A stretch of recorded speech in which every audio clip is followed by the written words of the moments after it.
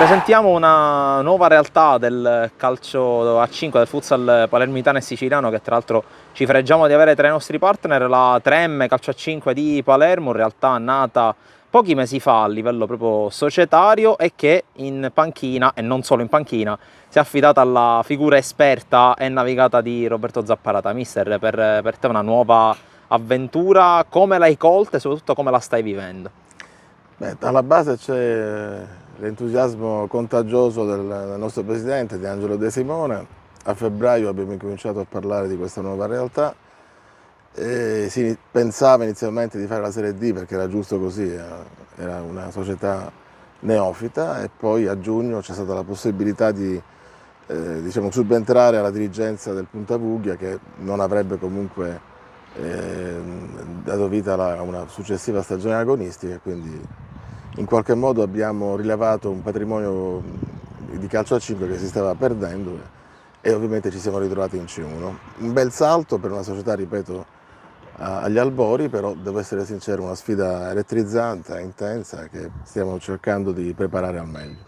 Ecco, per te è l'ennesima stagione ormai veterano, non tanto della categoria quanto proprio del futsal, No, anche della della categoria, più che categoria altro e categoria. del futsal palermitano. E come si affronta, soprattutto per te che comunque hai un grande bagaglio di esperienza in una società letteralmente fresca, appena sfornata, un campionato di C1 che tra altre cose, in base alle voci che girano, sarà di grande livello?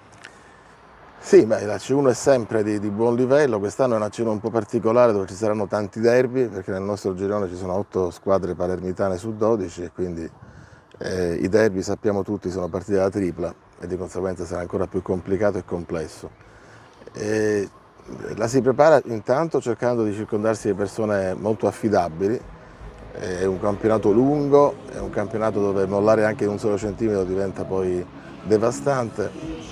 Abbiamo cercato ad oggi di creare un gruppo di persone esperte di categoria, nel contempo anche di giovani che sono dei buoni prospetti e di ragazzi che hanno anche voglia di rivalsa, che è una delle componenti che in questi campionati spesso e volentieri può portare a buoni risultati.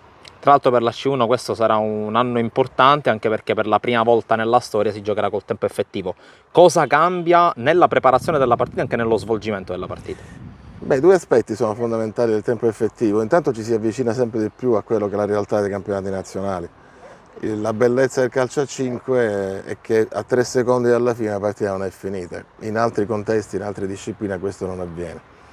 E quindi si richiede l'intensità massima dal primo all'ultimo secondo. Credo che sia questo il fascino del calcio a 5.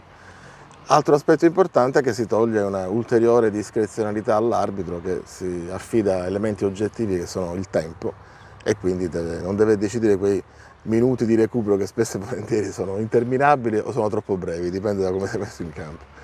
E la si prepara chiedendo ai ragazzi la massima intensità in tutti i momenti della partita, e sotto questo aspetto gli allenamenti fatti anche negli anni passati avevano questo leitmotiv, quindi i famosi 3 secondi alla fine che urlavo durante gli allenamenti quest'anno sono ancora più mirati.